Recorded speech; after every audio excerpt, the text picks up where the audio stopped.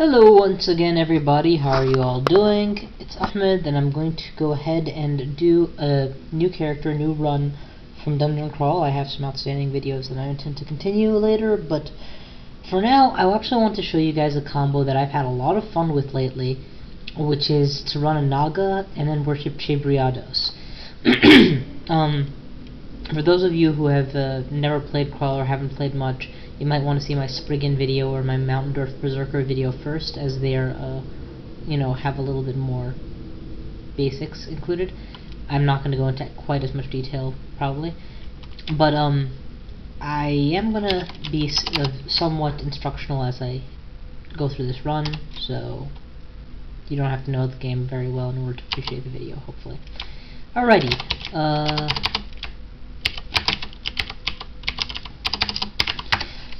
so I enjoy playing animals in games. I enjoy that a lot. I like playing the Zerg in StarCraft. I like playing Minotaurs in Hunter Hunted, and I like playing Nocturne in League of Legends.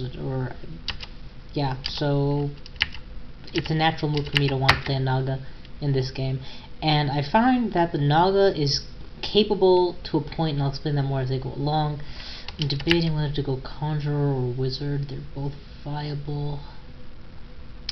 I think I'll go Wizard. Yeah, Wizard, just for the safety. Okie dokie. So, as you guys know, first thing I do is turn everything off except what I actually want. And what I want is to max Conjurations and I guess I should bring up my stealth slowly but surely because it's such a good aptitude. Okie dokie. So, Nagas have a few interesting properties. The major ones that you need to know are, one, they start off with what's called a breath weapon. That's something which does not require use of their mana bar, and allows them to spit poison. It takes roughly 3 turns to regenerate, assuming you kill the target that's been poisoned. And if you fail to cast the ability, then it doesn't actually get used up. So in essence, it vastly, like, watch, I'm going to do spit poison, 1, 2, 3, 4, 5, got my breath weapon back. The only cost is, and since I failed to use the ability this time, I did not actually lose access to my breath weapon, so I can use it again. And I'll just show you guys the menu. And under ability, it's spit poison. The only cost to using the breath weapon is a progressive food cost. But unlike the Spriggan that I've been playing, Nagas are capable of eating chunks. They are, in fact, being snakes and all, are immune to poison, and so they can even eat poisoned animals. I may die here. That's it. That's a death. So, I am going to give myself 5 tries to get one going, because getting bad luck on the first couple floors kinda sorta happens, and I just deal with it and ignore it. It's really not as big a deal as it feels, especially if you keep moving quickly, you don't even get bothered by it.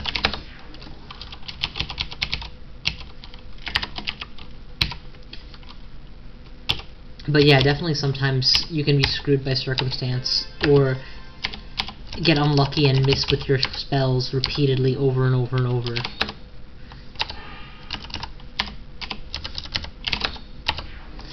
Anyway, so if you're playing a non-breath weapon user, all you have is your mana bar.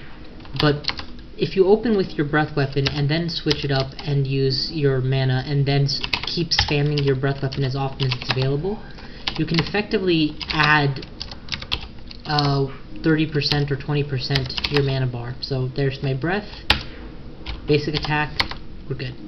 And right now I'm using magic dart as my basic because I'm using a wizard. So, breath, basic attack, basic attack, basic attack, basic attack, breath, basic attack, etc. Being able to eke out a little bit, milk a little bit more damage is really nice. And my breath weapon is nice because, one, it doesn't require leveling. So unlike these spells, which are going to increase in power with conjurations and spellcasting, for the most part the breath weapon doesn't draw its damage from there. Second, unlike my magic missile, or magic dart, which needs to be trained in order to use effectively, breath weapons start off excellent and never go below it. You always have very good likelihood of pulling it off. Finally, the breath weapon grows with damage with your level, so it will stay relevant even later on in the game when I'm fighting orcs and beyond. All around, it's really nice to have, really handy, and gives me multiple damage types because now I have a poison attack for free. Also, being a snake, I am naturally immune or whatever, resistant to poison.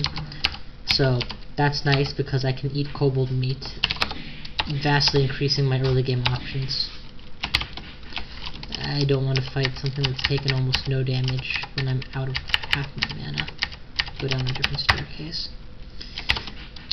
So the rule of thumb I have is that the very first floor, very often you can just be in a bad situation and die. It happens, whatever.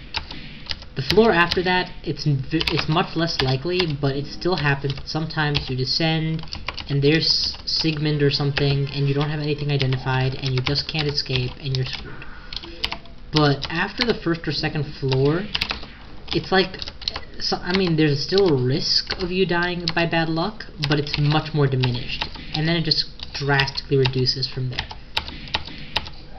So rather than getting upset when I get screwed by fate on the first couple floors, I just play quickly and remind myself that it's not, that it's not going to last.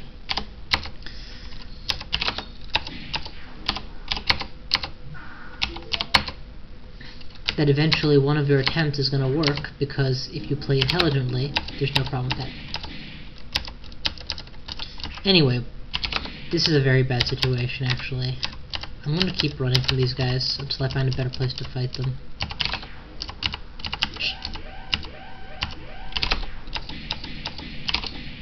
I should have just done that and not actually run. For some reason I thought that this was a stair or something, a staircase I could use to escape up. It was not.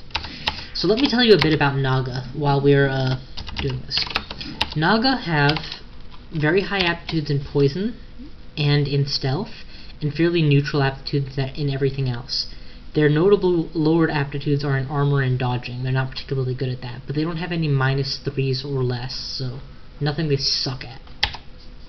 Being half snake, half person, they can't wear shoes. They can only wear a special kind of armor called barding, much like centaurs. And Naga barding is fairly rare in this game. Like, I've seen it in a few runs, and it's not like it's valuable rare, just it doesn't turn up. I've often seen it on the first couple floors, actually, but just as often not seen it turn up for an entire game. So it's not like you'll only find it deep in the dungeon.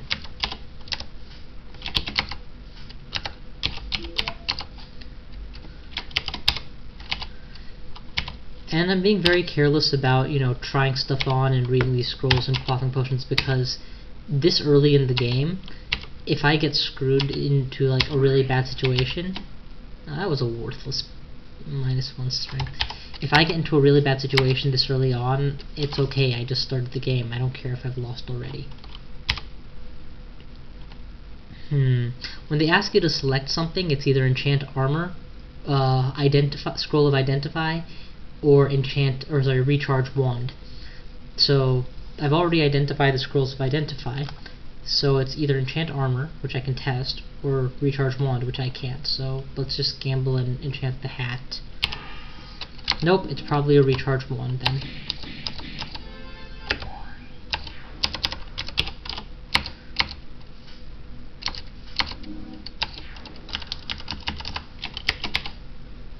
Oh, great. So, cursed rings of teleportation are, in my opinion, one of the most irritating items in the game. It forcibly will teleport to you from time to time, and cannot be removed. As you can see, it plays havoc with auto-explore. Okay, so this time I won't get distracted unless I'm about to die. A little bit about Nagas. They have one of the slowest base movement speeds of any of the playable races in the game. And sorry, this is why I hate Rings of Teleportation. There's a very good chance I've lost the game right now, and there's not a damn thing I can do about it. If I had memorized Blink, I should have memorized Blink. I didn't.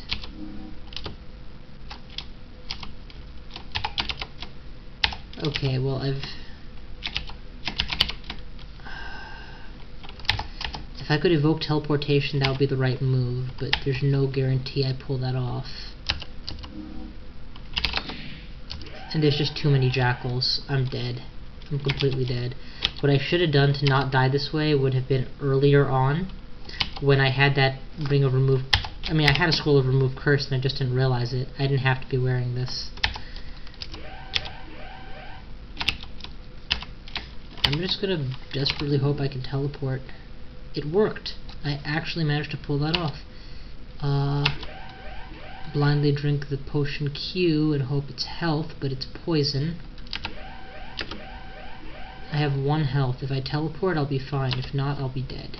Let's drink a potion of agility to at least try to dodge a little bit. Okay, and I teleported to a place that really wasn't that much better. And forcibly was teleported again to a place that wasn't any better.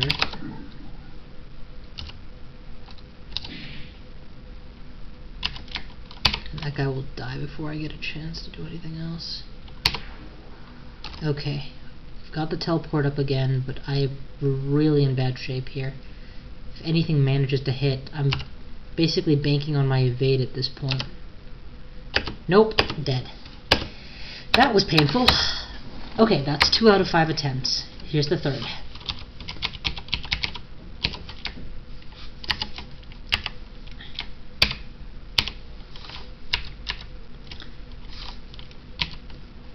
Now, I've said it many times, so I'll say it one more time, and this time I'll actually finish talking about it.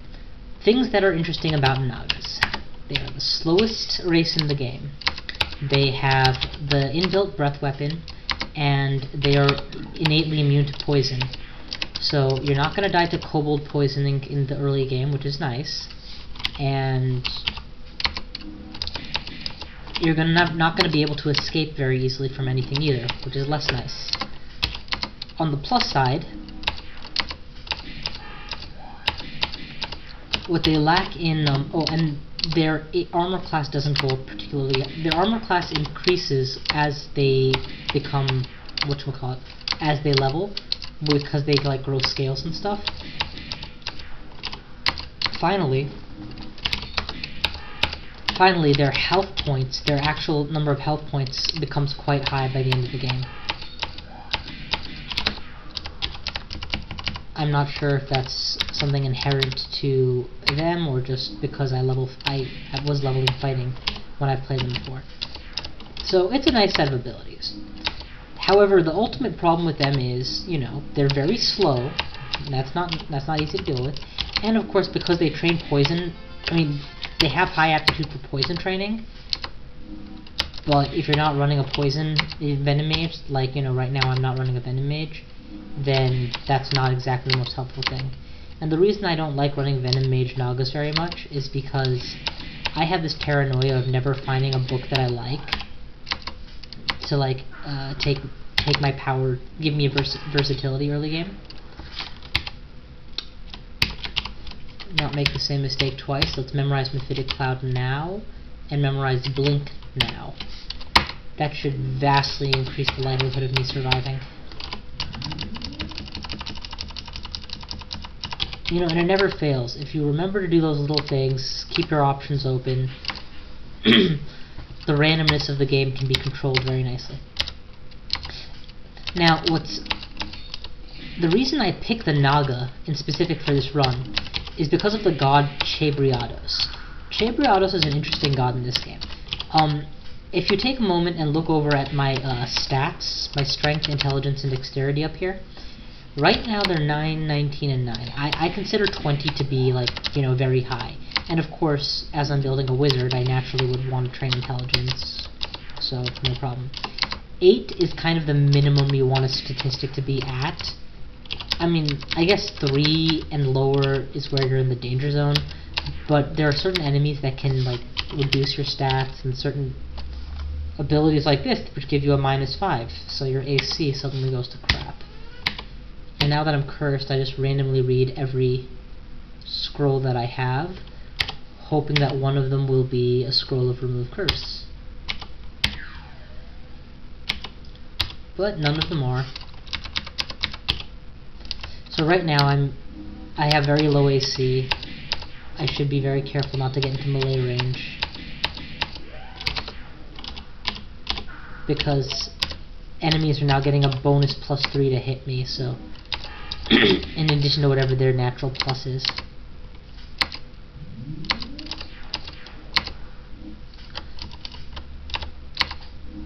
So why would I pick, you guys have seen, I'm hoping, and if not, please take a look at my other videos, my Spriggan Wizard run, and it's quite a decent run.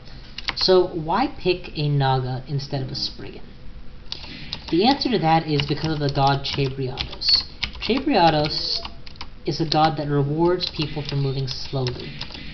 To that end, the moment you start worshipping him, he gives you the ability to reduce your speed through various mechanisms.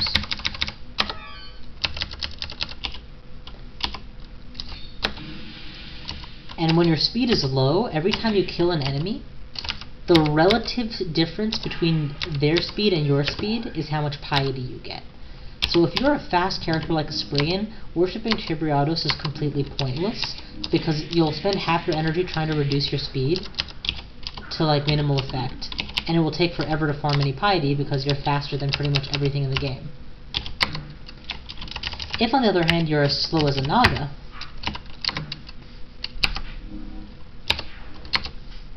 oh, perfect, Melter of Cheibriados. If you're as slow as a Naga, on the other hand, everything in the game is going to give you mounds of piety, especially things that are naturally fast, like that Hound. I think 7 is high enough for stealth. Let's turn on...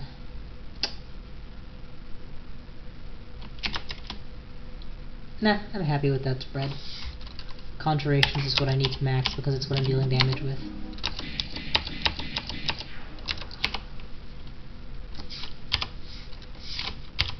Okay, so I've gotten 3+3 scrolls and 3+3 scrolls, so this elf short sword is at the very least +3/+3 right now, which is pretty darn well built actually.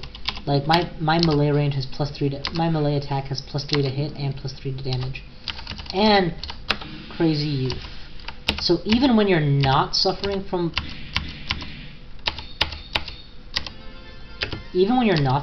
as big a negative as I am, you don't want to get into melee range with Crazy Youth, because that quarterstaff he has, Quarterstaff of Chaos, it can, you know, do really nasty stuff to you.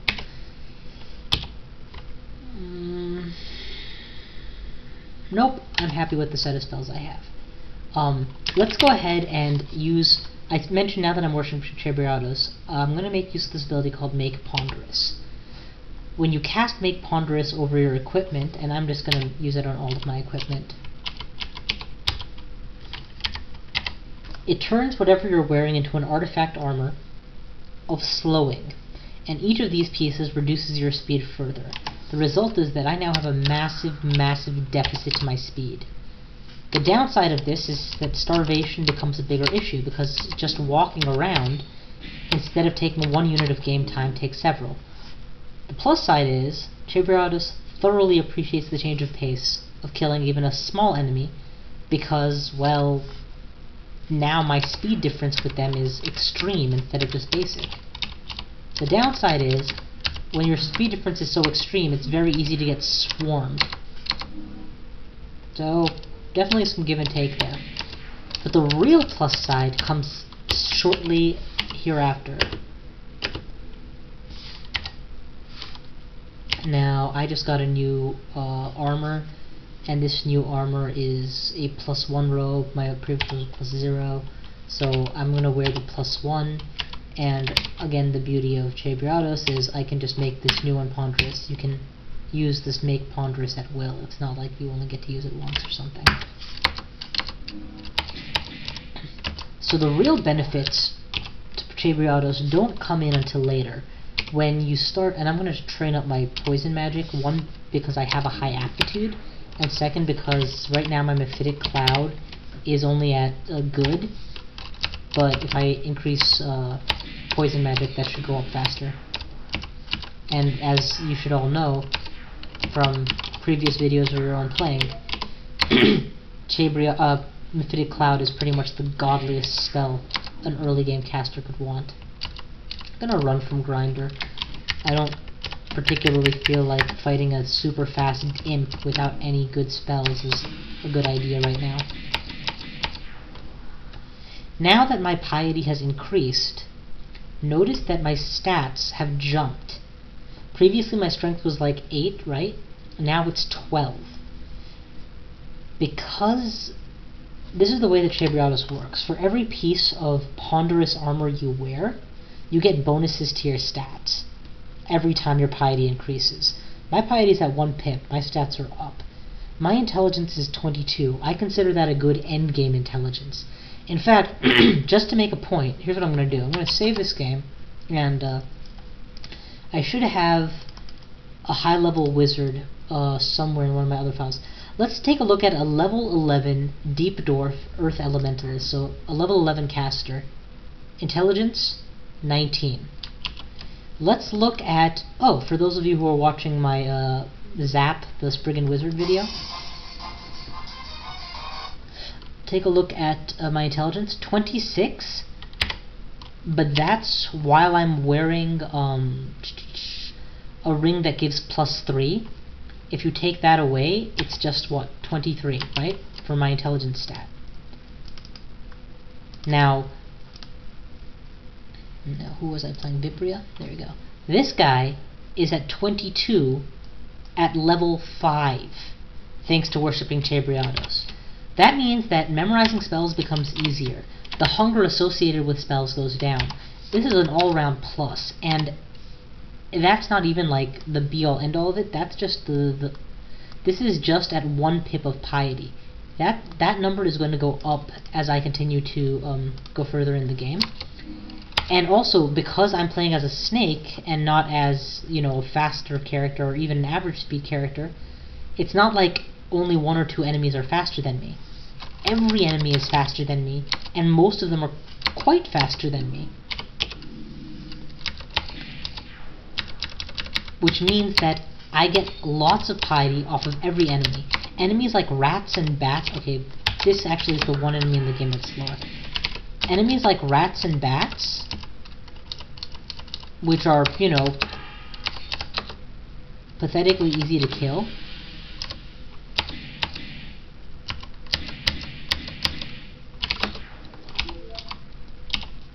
are worth tons and tons of piety each because they're so bloody fast. So if you find like a sewer or something after you're worshipping Cheibriados, you have it made. And I am just walking the long way because I don't want to deal with Grinder. It's a good habit to not get into fights with everything you encounter, because, you know, the instinct when you're playing the game is kill everything, get most experience. And that's, you know, a good way to think of it, till you realize if you can't win a fight, there's nobody saying you have to fight it.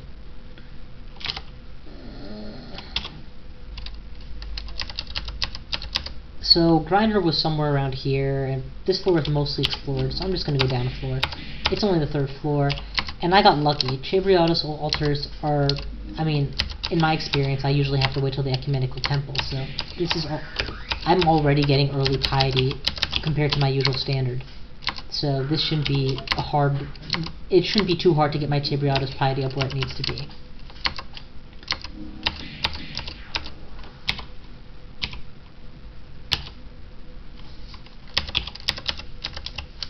I actually could train evocations and build Berserk Rage. Oh, yay!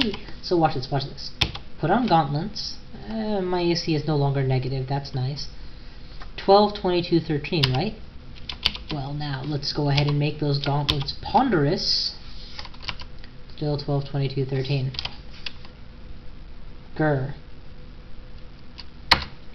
Guess I'll have to wait for a piety boost. Because it's not a 1-to-1 ratio. There's like percentages and all involved. It's still nice to be able to boast such high stats, though. Okay, I finally have Mephitic up to very good. That's promising.